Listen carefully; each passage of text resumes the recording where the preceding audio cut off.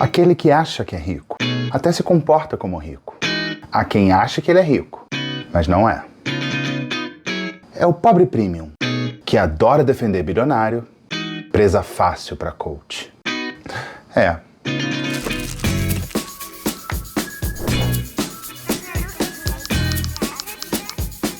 Como Garrone de volta, tudo bem, gente? Eu tô me vendo aqui na imagem. Esse é um problema do Nelson, tá? Não é o Garrone ainda. Eu tô deixando o cabelo crescer como nunca. Sem isso aqui que eu faço, fica gigante. Aí eu preciso dessa mistura de gel, laque, fé e resina vinílica pra segurar o cabelo. Se vocês tiverem dicas, por favor. Eu não vou continuar falando daquele assunto que eu falei nos últimos vídeos, porque tá todo mundo falando. Tá chato, tá chato. O que eu vou fazer? Eu vou falar dos alunos dele, das possíveis vítimas em potencial.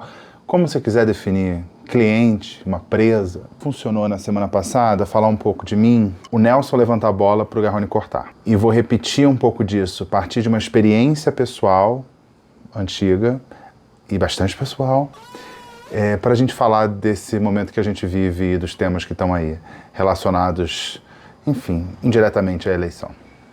Se inscreve no canal, me segue nas redes sociais. Seja bem-vindo, seja bem-vinda. Essa é a coluna do Garrone. Pobre premium.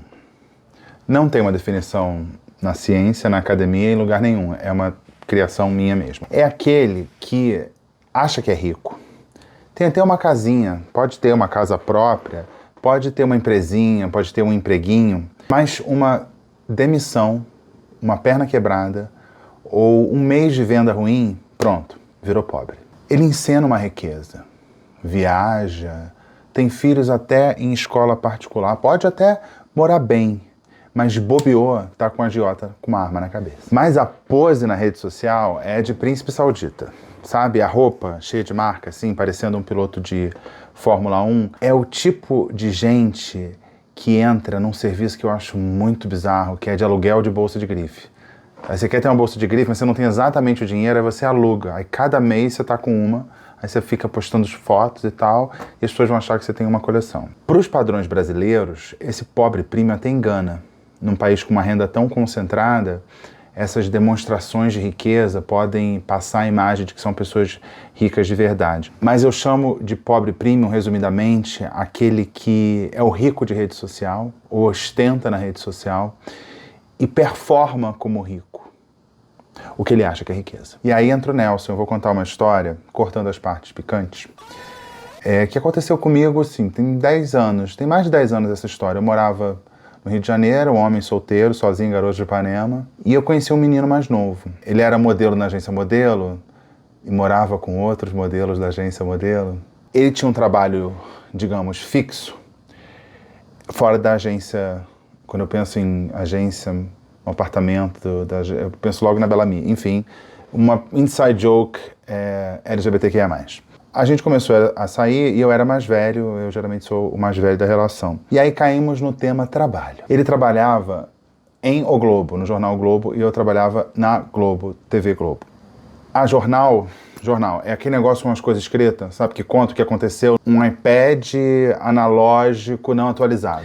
E que também magicamente aparecia na porta das pessoas, todo dia.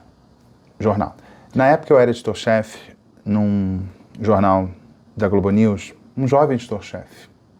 Quer dizer, eu não ganhava como editor-chefe, aquelas coisas, né? Cargos e salários, não existem essas coisas. Mas a função era e a responsabilidade era. E eu achava que ganhava muito pouco diante das minhas funções, que era de uma responsabilidade tremenda. Você imagina, como editor-chefe de um jornal, que é alguém que dirige o jornal, você tem que estar preparado para entrar numa cobertura sobre qualquer assunto. A morte papa, uma eleição, uma Olimpíada, uma aprovação de uma lei no Congresso, manifestação, guerras nacionais, internacionais, guerras metafóricas, guerras reais. Plantão pra caramba, trabalhar Natal, trabalhar Ano Novo, trabalhar Carnaval, trabalhar, muito trabalho. Eu achava que ganhava pouco. Corta, volta pro menino. Pena que eu não posso mostrar foto. No meio da conversa, a gente entrou ali no esporte favorito de quem é CLT, que é falar mal do chefe. E ele começou a falar mal da chefe. E ele trabalhava no setor de classificados do jornal. Jornal, já expliquei o que é. Agora, classificados era tipo assim, era publi analógica. Tinha também a parte que era o quinto andar impresso e também Tinha um OnlyFans Vintage também nos classificados, se vocês vão lembrar. Era o espaço que vendia no jornal para propaganda e para anúncio de imóvel, de carro e de ofertas sexuais. Tinha isso também. Bem, e aí ele começou a falar mal da chefe dele e no meio da conversa ele solta que ela ganhava bem pra caramba. Ele falou X, eu não lembro exatamente o valor. Aí ele, é muito dinheiro. Naquela época, eu ganhava mais do que 2x. A chefe que ganhava X era rica e eu ganhava mais de 2x e estava diante da pessoa que falou assim, nossa, ela é muito rica. E eu morando no apartamento de 1 quarto em Ipanema. E é engraçado que ele morava no mesmo bairro que eu, no apartamento com vários outros modelos. A gente compartilhava espaços, convivia de alguma forma, circulava nos mesmos lugares, mas tinha um abismo ali entre a gente. Ele se via como pobre e achava que a chefe era super rica. Olhando naquela realidade, a chefe dele, se ele era pobre, a chefe era a pobre premium. Eu não sei se ela se via assim, mas ele a via como rica, porque ganhava X, não sei quantas vezes mais que ele. E de certa forma, se você olhar da posição dele para a chefe dele, você vai pensar, trabalha numa empresa grande, privada, tem uma função de chefia, tem férias remuneradas, tem tique refeição. É claro que eu tinha uma situação mega privilegiada, principalmente porque eu nunca tive que sustentar ninguém, o meu dinheiro era para mim. Por mais que eu achasse que eu ganhava mal e errado, eu ganhava errado, eu não ganhava pelo que eu fazia, eu tinha uma situação de total privilégio. Mas, ao mesmo tempo, eu sabia que eu tinha minha mobília e minha bicicleta. Esse meu conforto dependia do humor de um chefe, que podia ou não gostar de mim. Eu vi vários amigos sendo demitidos. Eu também, de certa forma, eu era um pobre premium. E não é um problema ser pobre premium, claro que não. Muito pelo contrário. Pobre premium, na realidade brasileira, é um luxo. Ter tempo de fazer algo além do que pensar na sua subsistência. Se você está nessa situação, você já está super bem. No conceito de pobre premium que eu criei, essa pessoa se vê como rica ou é percebida como rica. Mas meu ponto é, o menino da agência modelo, o modelo da agência modelo, achava que a chefe dele, no setor de classificados, era muito rica. E ela, de fato, né, tinha subordinados, tinha poder, mas se bobear, ela estava ali, como diria minha avó, sem eira nem beira. O ofício da pessoa que trabalha no setor de classificados é um setor que tende a ser extinto, porque as pessoas leem menos jornais, anunciam de outras formas. Então, se você for o melhor vendedor de classificados do planeta e você não se adaptar à nova realidade, você pode morrer sendo o melhor vendedor de classificados do planeta, desempregado porque não tem mais emprego para você. Eu não sei a história da pobre prêmio do setor de classificados, mas se ela parou no tempo, não se atualizou, provavelmente ela perdeu o emprego, né? E o caso do menino modelo na agência modelo é muito ilustrativo porque ele simplesmente não entendia o conceito de riqueza. Riqueza para ele era quem ganhava, sei lá, 5, 6 vezes mais que ele. E aí eu vou falar da minha experiência como jornalista, falei desse caso pessoal, dessa pessoa que entende o que é riqueza, algo que é poucas vezes superior à renda dele. O jornalismo tem essa peculiaridade que te põe para circular em lugares que seu CPF sozinho não circularia. Você fala com pessoas que têm muito poder, muito dinheiro, muita fama, ou tudo junto, ou pelo menos 2 desses. Você lida com pessoas que não usam voo comercial. Pessoas que simplesmente não andam de carro. Precisam ter um L-ponto perto. Eu, como pessoa normal, não poderia segurar o microfone na frente de um chefe de Estado, um chefe de governo e fazer uma pergunta. E ele, constrangido, tentar responder. Isso é um privilégio da profissão. O jornalista, no fim das contas, ele sente o cheiro da riqueza. Alguns jornalistas até acabam achando que são ricos, e eu vejo muitas pessoas que eu conheço que vivem uma vida superior à que elas podem bancar. Existe uma demanda social de você ter esse tipo de gasto. Eu não vou julgar, mas é uma situação bastante difícil, né? Você não conseguir viver na renda que você tem. Você precisa gastar mais, e gasta coisas que são supérfluas. Não que supérfluo seja um problema, pelo contrário, adoro uma coisa supérflua. Mas quando eu posso bancar, né? Você não vai bancar o supérfluo não tendo como pagar. Eu já contei aqui, eu acho, do caso de um político que, rico, muito rico, muito rico, ele tinha que ter um contato com o povo, na época da eleição, tinha que gravar aqueles vídeos para horário eleitoral. E que aquele momento que ele tinha um contato com o povo, e era o único, e ele tinha que mostrar que era um homem do povo, porque é assim que as pessoas escolhem os seus candidatos. Quando ele voltava para a van, onde estava a equipe dele, e a pessoa que eu conheci foi a maquiadora, ele pedia álcool para se limpar. Porque ele não conhecia esse negócio de pobre, não conhecia.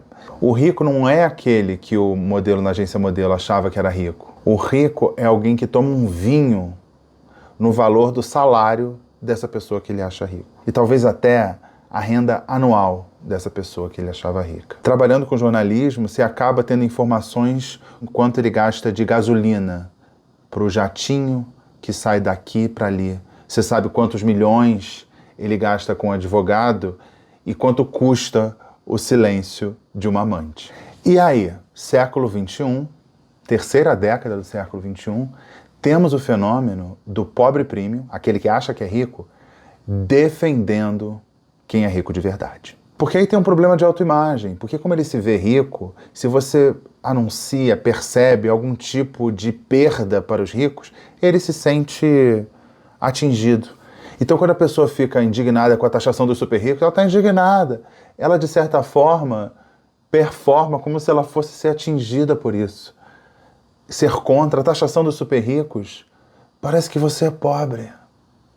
E não, ele não é pobre. O ministro da Fazenda anunciou medidas para tributar, por exemplo, os fundos exclusivos, para quem tinha investimento de 10 milhões. Investimento de 10 milhões. Investimento, não é patrimônio, não. Você tem ali 10 milhões, eu quero botar em um fundo, você botava ali e a tributação não era equivalente à tributação daquelas pessoas que aplicavam em quaisquer fundos. Aquele que você põe o que sobrou do mês, se você conseguir fazer sobrar, ou se você conseguir depositar o seu 13º. Você pagava X de imposto. O cara não pagava. E a mudança na regra foi para que ele pagasse o imposto que todo mundo já pagava. Chiadeiro do pobre premium. Parece que a pessoa ignora o que é ser rico. Ele acha que o rico é o pobre premium. Para ele, aquele é o teto. Aquele é o teto. Mas a gente tem que pensar que o Brasil tem uma renda muito concentrada. Tem pouca gente com muito dinheiro. Uma pessoa que compra roupa da Balenciaga, da Louis Vuitton, consegue aproveitar uma viagem para Miami, ir no outlet, renovar o guarda-roupa dela, é claro que é uma pessoa privilegiada, óbvio. Quem voa de avião hoje está caro, mas está longe de ser um super rico. Eu dei o exemplo na coluna passada do cruzeiro, que as pessoas iam para o cruzeiro achando que estava muito chique, com chapelões e paetês, achando que estava muito chique. Rico não vai num cruzeiro Rio, Buenos Aires, Rio, parcelando em 10. Ele não vai num cruzeiro que tem fila. Ele não vai compartilhar aquele espaço com outros 4.999 passageiros. Ele não vai comer no bandejão. Ele não vai ouvir cara caramba, cara caraô 24 horas no convés, e isso acontecia mesmo. O lugar de rico é silencioso. Nova ideia do luxo, que é o luxo discreto. Você sai do quarto, foi dar uma volta, quando você voltou já tá sua cama feita, botaram uma florzinha, não sei o que, um cheirinho, você nem percebeu a presença de pessoas. Esse é o novo luxo. Não é no cassino de salto alto e paetê e tirando foto pro Instagram, enquanto lá no convés está cantando cara caramba, cara caraô. Se você vir alguém num carro conversível em Miami, essa foto no Brasil já joga a pessoa como, nossa, como ele é rico. E aí a gente tem que pensar também que você posta uma foto e ostenta uma riqueza com algo que pode ser um aluguel de poucos dias. Na rede social, você está ao lado daquele carro potente, soa que você faz parte daquele universo. Em viagem, dá muito... Eu poderia fazer um vídeo muito longo sobre isso. Como eu adoro viajar e eu já viajei muito, eu faço vídeo sobre viagem, enfim. As pessoas performam riqueza. Vou dar um exemplo. Eu passei um Réveillon, há uns 2 anos atrás, 2 ou 3, em Barcelona. E quando eu viajo, eu primo muito pela praticidade, muito pouca mala e tal. Geralmente eu levo 1 ou 2 tênis, acabou. Ou uma bota e um tênis. E a gente passou Réveillon num hotel e a gente foi com a roupa que tinha, que era roupa de férias, não tinha roupa. E do lado da gente, um grupo de brasileiros, quatro meninos gays. E eles estavam chiquérrimos. E depois, no meio da conversa, a gente descobriu que a gente estava no albergue. Então, ele estava no albergue com um sapato de aquele vinil. A foto estava... Quem estava melhor na foto? Não tenho dúvida que era ele. Porque eu estava, enfim... Eu estava com um tênis de casaco de sei lá de quê. Daquele capuz de correr. E ele estava de sobretudo, bota, cabelo... gente... Na foto, o rico é ele. E eu sou o mochileiro. E a percepção da realidade passa pela educação, né? E aí nós temos um probleminha. Eu fiz faculdade, já tem bastante tempo, mas eu fiz 2 faculdades. E eu consegui uma particular e uma federal, ao mesmo tempo. Era uma coisa louca, não sei como eu conseguia, eu não morria ali, ainda tinha que cruzar a Ponte Rio-Niterói, porque cada faculdade era numa cidade. E o dia, naquela época, possuía 24 horas. As 2 realidades das faculdades eram completamente diferentes. Uma era uma faculdade particular, que parecia uma extensão do ensino médio. A relação era uma relação de consumo entre aluno e professor, o que é uma loucura. E a faculdade federal, que era aquela balbúrdia, né? Não tinha papel higiênico, mas você tinha ali uma preocupação em pensar coisas importantes. Nossa, hein? Que luxo! Parece uma coisa trivial, mas no Brasil acabou não sendo. E na faculdade particular, tinha aquela... Eu ouvi uma frase, gente, de um professor na faculdade particular, na aula de comércio. E ele falava, se vocês não, sei lá, não estudarem, vocês não vão conseguir um emprego na Torre do Rio Sul. A Torre do Rio Sul, ali em Botafogo, ela é um prédio comercial, o Rio Sul é um shopping... uma cara de anos 80, e tem uma torre comercial que tem várias empresas e tal. E ele achava que o sonho da pessoa ou deveria ser trabalhar num escritório na Torre do Rio Sul. O sonho tinha a ver com aquele CEP, um CEP muito especial. Na faculdade pública, você ia pensar o que era trabalho, o que é sonho. Será que esse meu sonho é meu mesmo? Ou é uma imposição da cultura? Só que é muito falso esse discurso de preparar para o mercado de trabalho. O mercado de trabalho não é algo fechado. É algo em constante mutação. Você vai aprender alguma coisa que vai se tornar obsoleta depois. Não faz sentido, você não tem que aprender a ferramenta. Você tem que aprender como as coisas funcionam e a ferramenta vai se atualizando. A faculdade de jornalismo, por exemplo, não tinha muita coisa prática. Eu não fazia reportagens. Eu tive aulas de telejornalismo e fui trabalhar numa empresa gigantesca. Nada que eu aprendesse técnico na faculdade ia estar tão atualizado quanto está numa empresa comercial de primeira linha. Isso não vai acontecer. Quando eu me formei e no início da minha vida profissional, a edição de imagem era feita de forma linear em fita. Eu não sei nem explicar hoje como é que era uma edição linear, porque é uma coisa é artesanal, Eu não aprendi a editar de forma linear na faculdade. Eu aprendi a pensar imagens, semiótica, entender um pouco do Brasil, dos conflitos. Porque se eu aprendesse a fazer edição linear, eu me formei. Aí logo depois eu falei, não tem mais linear não, agora é não linear. Era um negócio chamado computador. Não ia dar certo. Na faculdade, você vai aprender uma linguagem, referência, filosofia, psicologia, história, semiótica importante. É muito mais importante, na minha área, por exemplo, do que saber o que é um fade de áudio, o que é um render, o que é um off, o que é uma retranca, uma vinheta, uma fusão de vídeo. Renatinho, faz uma fusão de vídeo aí para mostrar o que é uma fusão de vídeo.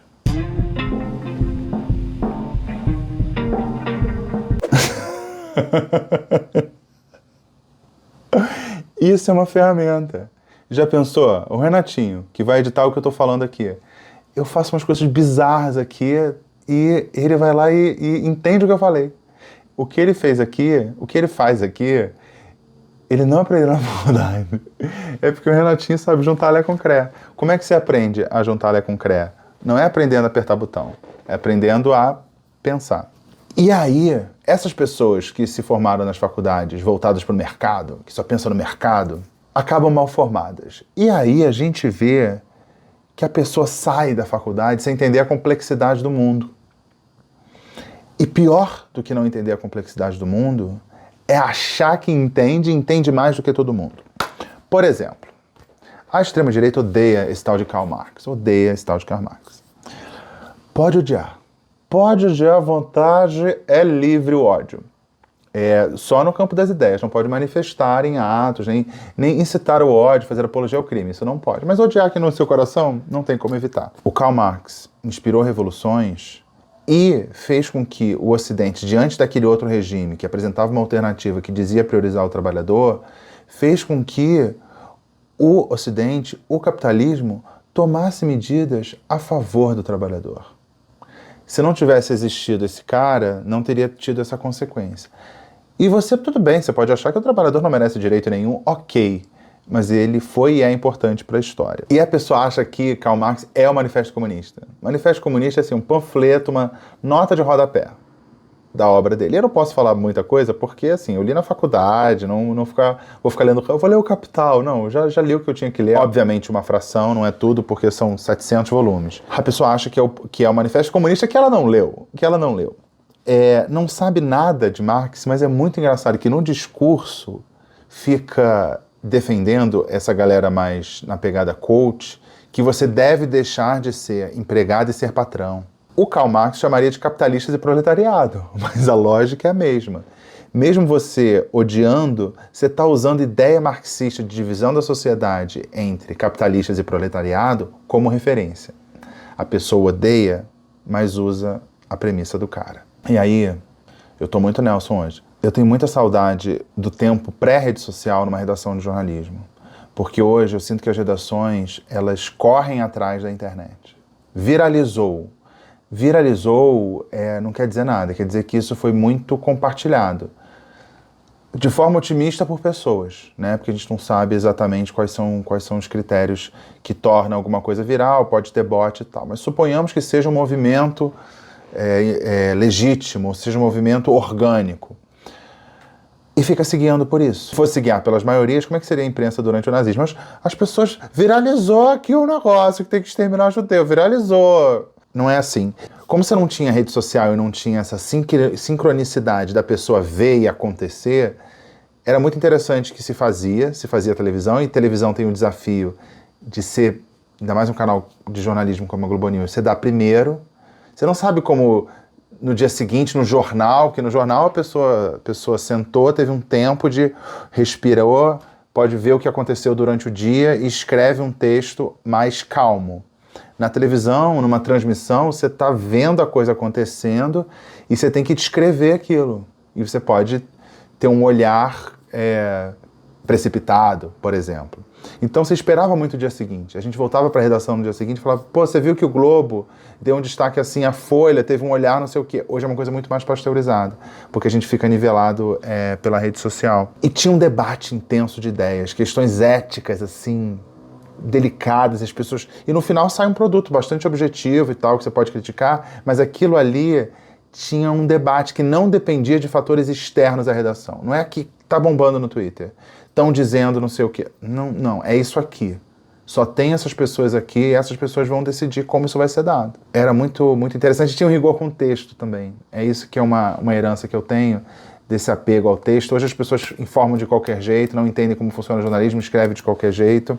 E o jornalismo tem um processo que precisa ser respeitado. Então, quando eu comparo alguma coisa que tem estética jornalística com o jornalismo, para mim é uma ofensa. Porque para sair uma manchete, tem um processo de apuração, de confecção, de edição, até a publicação, seja qual veículo que seja. Tem um processo. A fake news, o processo não é esse. A fake news, o processo é como vou acabar com a reputação de um opositor.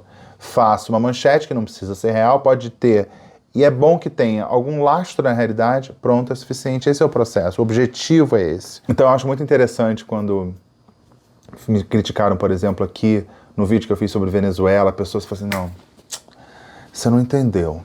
É porque o imperialismo americano, a pessoa não acha que eu refleti sobre o que eu estou falando. Outro caso que é mais pessoal, o pai de um amigo meu, que me conheceu criança, viu um vídeo, que isso tem uns anos, tá? Porque ele parou de me ver. Por que será? Ele viu uns vídeos, e aí ele pegou meu WhatsApp com meu amigo e falou, pô, oi, Nelsinho. Nelsinho é o nome mais... meu nome civil, mais civil ainda, familiar. pessoas próximas, da infância. Nelson. Oi, Nelson, eu vi um vídeo seu. Falei, que legal, né? Mas você errou um negócio lá, tem um negócio errado. Você falou que teve ditadura no Brasil. Eu acho tão engraçado, porque ele me vê como um garoto ainda, como uma criança. Aí eu falei, putz, ele ia achar que putz, cara, obrigado pelo toque, eu nunca pensei nesse assunto. Então as pessoas me subestimam um pouco, que eu acho engraçado. Acham que eu falo mal do Maduro porque eu não sei do histórico de golpes dos Estados Unidos e da América Latina, eu desconheço esses fatos, né, que são quantos países? Acho que quase todos, né, e não só na América Latina. Aí eu desconheço, por isso, tem imperialismo americano, desculpa, Maduro democrata. E aí, falando em educação, eu tô super viajando hoje. Falando em educação, essa educação que esse pai do meu amigo que me revelou que havia ditadura no Brasil, obrigado por essa informação, ele é fruto de uma educação que privilegiava as pessoas que decoravam quais eram os afluentes da margem direita e esquerda do Rio Amazonas. Acaba gerando esse tipo de educação não contestadora.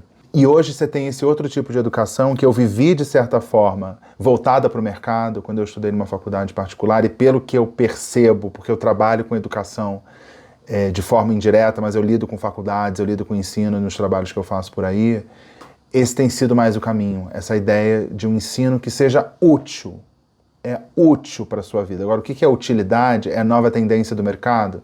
Eu me lembro, por exemplo, na época que eu fiz faculdade, você tinha que fazer engenharia de petróleo, porque engenharia de petróleo é a profissão do futuro. Aí teve Lava Jato, e aí quebrou, Comperj, papapá, e aí ferrou tudo. É claro que engenheiro você tem ali habilidades que podem ser usadas em outras funções. Eu, quando era criança, se falava assim, tem que falar japonês, porque inglês todo mundo sabe, todo mundo sabe inglês. Tem que falar japonês. Você não sabe japonês? Então, era moda e não mudou nada, ninguém aprendeu japonês. Talvez se você tivesse aprendido chinês, você estaria melhor. E esse tipo de pensamento é justamente que torna as pessoas vulneráveis para coach. Achar que o esforço é a única solução para o problema. E claro que a pessoa vai acreditar em meritocracia. Esforço é necessário, óbvio. Não chega a ser óbvio porque tem pessoas que não precisam se esforçar e dão super certo, né? O rico de verdade, não o pobre prêmio. Mas precisa de outros fatores, né? Um contexto, onde nasceu, um sobrenome, um networking feito desde a maternidade e talvez um pouco de sorte. E aí surgem figuras que ignoram a realidade brasileira, essa sociedade que é antimeritocrática, pegam um exemplo pessoal, fingem que essa exceção, que é o caso pessoal, é a regra, e mais do que isso, vende como algo acessível, possível, que depende do esforço e pronto, todos vamos ficar milionários. Eba! Vamos desbloquear o milionário que é dentro de nós. Para a pessoa acreditar nisso, tem que ter um probleminha de formação. Quer dizer que a escola não está bem feita. Achar que um curso online com 10 aulas vai desbloquear o milionário que há em você e que, pensando por essa lógica, se todo mundo fizer o curso, o Brasil vai ser o país de milionários, sendo que milionários não podem existir sozinhos. Precisam ter pessoas que sirvam, muitas pessoas que sirvam os milionários. E aí entra o pobre premium contra qualquer medida de correção de desigualdade. E aí pode ser cota, pode ser BPC, pode ser Bolsa Família, porque pega aquela ideia de que se você mudar o seu mindset, você pode prosperar. Se fulano prosperou, por que você não pode prosperar? E as histórias públicas, gente, isso aí você tem que pensar em para qualquer coisa. Todo mundo tenta, tô falando todo mundo mesmo, tenta apresentar a sua história, seja ela qual for, qualquer pessoa, qualquer história, tenta apresentar publicamente da melhor maneira possível. E tem pessoas com uma capacidade de edulcorar a própria realidade muito mais eficiente do que a maioria das pessoas. Porque algumas pessoas podem ser antiéticas e mentir, por exemplo, esquecer um passado na prisão, uma relação com o narcotráfico, esquece. Vamos edulcorar a nossa jornada até a fortuna. Eu já vi especialista em economia, assim, aí você vê o jornal e tá lá, especialista em economia, que tinha essas finanças pessoais absolutamente quebradas. Eu já ouvi de um cara que era um desses professores muito ouvidos, e ele falava, minha rotina é trabalho, é casa, trabalho, casa, trabalho. Um dia, em vez de voltar para casa ou em vez de ir para a faculdade, eu vou parar no cemitério. Porque ele não tinha qualquer tipo de reserva e ele já tinha... Não vou dar idade, porque, enfim, não importa. Ele não tinha qualquer reserva, não tinha qualquer planejamento do orçamento pessoal familiar dele. Mas o que ele tinha de opinião sobre o orçamento público, muito razoável, muito profundo, muito embasado, mas ele não conseguia aplicar aquilo na vida. Tinha uma história também de um médico do Rio de Janeiro, e uma amiga minha era super amiga dele, e ele postava foto na rede social em um hotel 5 estrelas. E essa minha amiga falava que ele estava devendo para ela. Ele estava devendo para a amiga e postando foto, e a amiga segue, a amiga viu, e ela curtiu para ver se acende ali algum tipo de desconforto, mas não. Pobre premium. Então, pobre premium é aquele cara que uma fratura no fêmur leva à pobreza e uma demissão leva a pessoa à penúria, mas ele só apoia a medida antipobre. Talvez porque, eu estou pensando num pobre premium mais consciente, ele defender qualquer tipo de mitigação da pobreza possa reconhecer implicitamente o privilégio que ele tem. Reconhecer privilégio é uma coisa difícil. Ou, eu penso de outro jeito, que o pobre premium que está tão revoltado com a cota é porque ele de alguma forma se sente ameaçado por aquilo, porque ele percebe a fragilidade. Por que uma pessoa negra pegar uma vaga na faculdade, isso me prejudica? Porque provavelmente algum dos seus pobres primos em volta, no fim das contas, apesar de criticar a balbúrdia da universidade pública, ele sabe que ele não tem dinheiro para pagar uma medicina na faculdade particular. Então a cota, de certa forma, ameaça. O cara que tem jatinho, que não paga IPVA por esse jatinho, a cota não muda em nada a vida dele. Nem ele, nem ninguém do círculo de amizade. 2 graus de separação, não tem pessoas que vão ser prejudicadas se não conseguirem passar para medicina na USP. Não tem problema nenhum. E é tragicômico esse pobre premium que tem uns inimigos. Tem uns inimigos. Quais são os inimigos? Sindicatos são inimigos. Os movimentos sociais odeiam todo. Feminista odeia feminista. Partido político, os políticos, obviamente, e o Estado não gosta. E quem defende? Quem defende o pobre premium? Todo dia acorda e pensa, vou defender os pobres premiums do Brasil. Os milionários, esses que vão salvar o pobre premium. Os bilionários são as pessoas mais altruístas, que eles têm tanta riqueza, eles querem compartilhar a sua riqueza com todo mundo. Pessoas do bem. Se eu vou pensar, movimentos sociais, órgãos, organismos, institutos, instituições, minimamente têm, pelo menos no discurso, mesmo que de forma precária, indireta, enviesada, que manifestar uma preocupação com a coletividade porque delas dependem. Mas esses são maus. O que é certo é apoiar os ricos, porque eles querem prosperidade para você. Aquela pessoa que está do seu lado, não. Aquela ali é um competidor. Se ele mata um leão por dia, você mata 3. Você está competindo com ele. Quem quer seu bem? Os milionários e os pastores milionários também. Pastor tem essa categoria que é uma subcategoria dos milionários, são os pastores milionários. Aqueles que têm problema também com gente, você viu o preço da gasolina de aviação, tá? Pela hora da morte. Tem também o tipo, que é o mais moderno, mais top, que é aquele milionário cujo trabalho é ensinar os outros a ficar milionário. E quem fica mais milionário mesmo é quem já era milionário. E eles gostam de ostentar os seus luxos, às vezes até as luxúrias, suas gastanças, como se isso fosse replicável. Já viu o esquema de pirâmide? Sempre a pessoa que está no topo da pirâmide, como é que ela mostra que o negócio da pirâmide dá certo? Demonstração de riqueza. Fulano tá rico, tem um carrão, trabalha lá, faz parte do golpe. Desculpa, marketing multinível. E como é que você fica milionário? Basta o esforço, reprogramação mental, mudança de mindset e desbloqueio do milionário que há dentro de você. O Estado só atrapalha, tá bom? E aqueles exemplos fora da curva de pessoas que conseguiram prosperar viram a regra. É só acordar cedo. Vocês viram aí, né? Você pode só acordar cedo? Se fosse acordar cedo, os padeiros, garis, feirantes iam ser todos milionários. Eu acho que a Selminha é herdeira. Porque há quanto tempo de vídeo? Ela chega a hora que quer. Não consegue respeitar a regra, não respeita a Constituição, vai respeitar a regra. Só chegou agora. Acho que é herdeira. Se eu tô aqui, é porque eu mereci. Essa é a minha a favor da meritocracia. Na prática, a lei da selva privilegia o mais forte, ou mais apto, seria a tradução mais precisa. Mas, para pensar na selva humana, a lei da selva privilegia o mais rico.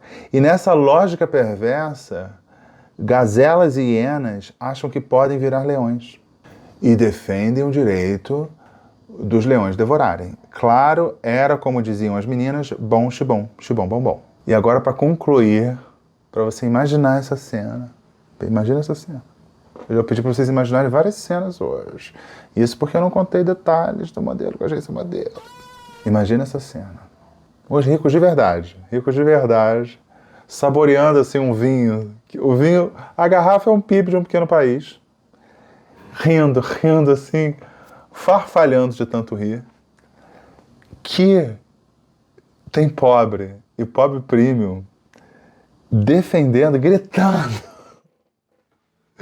em defesa desses risões bilionários. O triste é que essa cultura do pobre premium, ela é uma coisa muito forte nas redes, né, que você pode adquirir também nos tutoriais, mentorias e cursos online. E agora esses pobre premiums presas são eleitores. E a lógica de captura do que eles chamam de alunos, de coaches, sei lá o quê, é a mesma. Antes, eles queriam primeiro a atenção, depois o dinheiro dessas pessoas. E agora buscam o voto. Que aí vem o poder, aí vem mais dinheiro. A gente podia marcar um Aracuru baiano coletivo. O que vocês acham? Ó, se você não sabe o que é Aracuru baiano, quer dizer que você não acompanha a Coluna do Garrone, aí você perde, porque aqui é um vídeo só, não, isso aqui é uma novela, é uma vivência no Garrone verso. Falei hoje da importância da educação e como essa educação mercantilista acabou desembocando umas coisas horrorosas, pessoas que se acham gênias. E para concluir, a gente recorre à ajuda de Maria Maria, porque Maria Maria, ela tá lá na frente, ela pensa no futuro, ela é democrática, não binária e cabeluda. E ela é muito otimista, porque ela tem a estranha mania de ter fé na vida, então ela vai dizer pra gente que futuro que ela quer. Uma educação que ensine a pensar e que as pessoas saibam quem elas são na fila do pão. Autoconhecimento. Maria Maria tá ficando mais profunda, uma coisa assim, mas tem de ir mais pra dentro. Maria Maria, Maria Maria. Vi no Zap Interativo, nessa crise educacional que nós vivemos, de pessoas que não aprenderam a aprender, não aprenderam a pensar, vamos pro no Zap Interativo, porque no vídeo da semana passada eu mostrei para vocês a solução dos bolsonaristas para São Paulo. Os bolsonaristas estão apoiando em massa o Pablo Marçal, o Bolsonaro está cada vez mais marçalino, mas circula ainda uma resistência bolsonarista nos grupos bolsonaristas de um cara que, nesse caso, é um professor que quer explicar por que você, patriota, não deve votar no Pablo Marçal. A princípio, Pablo Marçal, mas não. Se você for ver o pacote, você vai votar quem? Em Ricardo Nunes. Por quê? Porque eu vi no Zap Interativo. E eu só leio mensagem que é escrito no canal, tá? Vamos lembrar o vídeo? No estado de São Paulo, quem ganhou? Bolsonaro ganhou, check. Tarcísio ganhou, check. Bolsonaro ganhou, check. Os três ganharam no estado de São Paulo, né?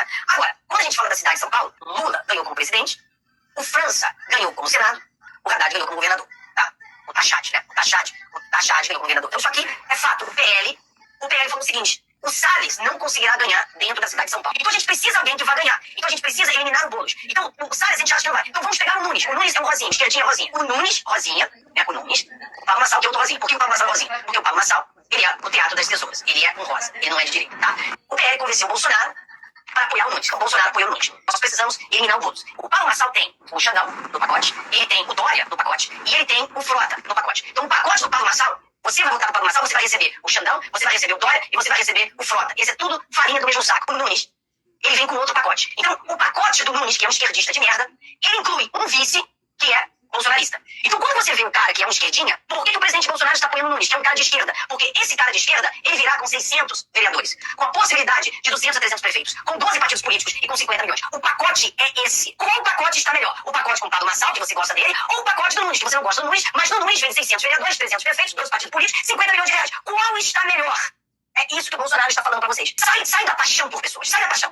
Tira a paixão lá. O Bolsonaro está fazendo uma jogada política. Todas essas pessoas aqui vão concordar com o Tarcísio e vão trabalhar juntos.